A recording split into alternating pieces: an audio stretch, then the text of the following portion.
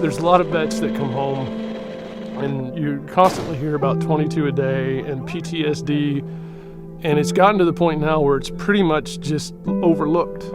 It just seems like, yep, it's there, but nobody still really acknowledges it. But these people do. There are a lot of people that need a lot of help, you know, and CMO is one of the organizations that it does a lot more than just take them on a hunt. It gives them something to look forward to. It gives them memories. It gives them people that actually care, that reach out, and reminds them that a lot of people are very grateful. Watch. You'll watch that way and I'll watch this way just to make sure that we're not going to get busted. Suicide rate among veterans today, obviously very high. And the numbers are thrown around 22 a day, and there's a huge need for helping with that. And I would tell you that one of the best metrics that we've had to determine the effectiveness of this program, in the first 10 years that we ran this program, dealing with the most severely wounded Marines and soldiers and sailors, 10 years worth of taking these guys out. And it was in the thousands of service members, 0 committed suicide. 0 is a statistically significant number. In a population where the number should have been much higher, statistically, it was 0. I've heard it from them. If I was gone tomorrow, would anybody miss me? You know, that is sad when our veterans come home and they don't know how they fit. Finding that purpose in life, what we're supposed to do after our service, especially if you have a disability, if you have a brain injury or something like that that affects your everyday life, that's what the biggest hurdle is to get over, is finding that purpose to wake up the next day. I know that around the campfire, I know because of Combat Marine Outdoors, I know because of the weekend that we provided for them, it's changed their life forever. And they've left us on Sunday and said, if it wouldn't have been for this weekend, I already had my letter written out. I had already planned my exit. I was at peace with leaving. But how can I do it? I got Craig, that's my buddy now. I got Chuck that just offered, his friendship to me. And now I have responsibilities and I have friends. And then we keep in contact with them. But that is how they're changed. It's not the Make-A-Wish Foundation. We have to give these guys something to look forward to. If they have a checklist of things they want to do in life and they check them all off, time to go. I never want there to be a full checklist. The last thing on that list is going to be an open box that says Hunt Again with Combat Marine Outdoors. I got that to look forward to next year. There's a lot of veterans out there that are in need. However, as Combat Marine Outdoors, we could only do so much with what we have and the resources available right now. The analogy that I use is, if we take 500 warriors out in the outdoors this year, which is about what we're going to do, and all of those hunts were $1,000, let's say, and none of them are $1,000. That's $500,000. That's not an insignificant amount of money. My big thing was, when I got hit, I lost my legs. If I can find a way to still hunt and fish, I'm fine. For people like me, this is where really the healing happens. So more than 96% of every penny donated to this organization goes directly to those young men and women.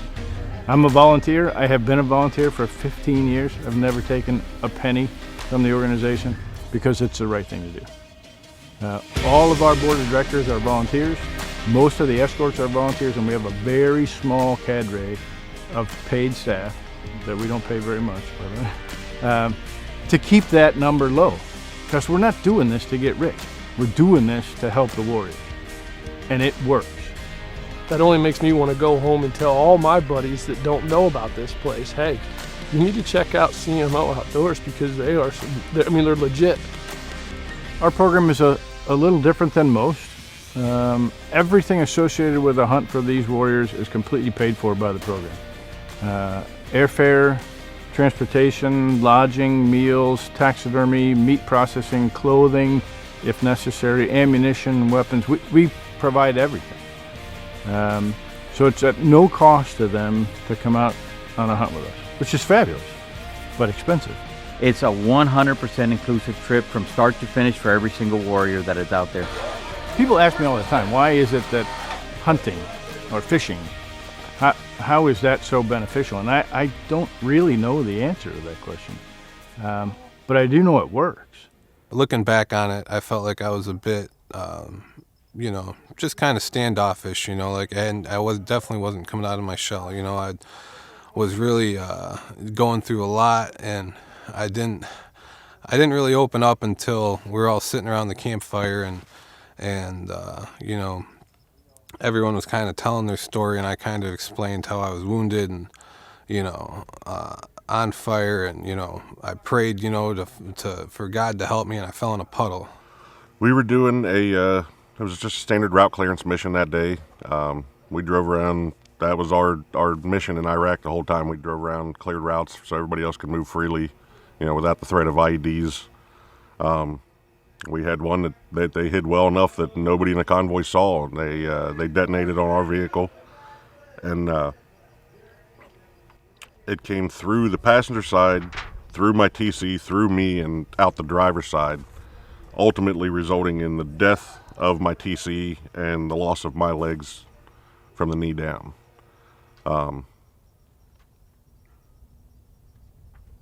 After that, I spent 25 months total in therapy and rehab. There's several warriors, well, quite a few of them, that have gone numerous times with them because life happens, right? And as their life situations change and they need to get out into the outdoors and be with some other warriors and share just fairly private things that they're only going to share with brothers in arms, this is the place to do it. And it's obvious. You get them around a campfire and it's amazing how much healing and recovery occurs there. It really helped the healing process and kind of get you out of that rut of monotony that being in a military hospital barracks, kind of does. As a board member, what I would like to see is more awareness to the outside world, just who and just what Combat Marine Outdoors mission is all about.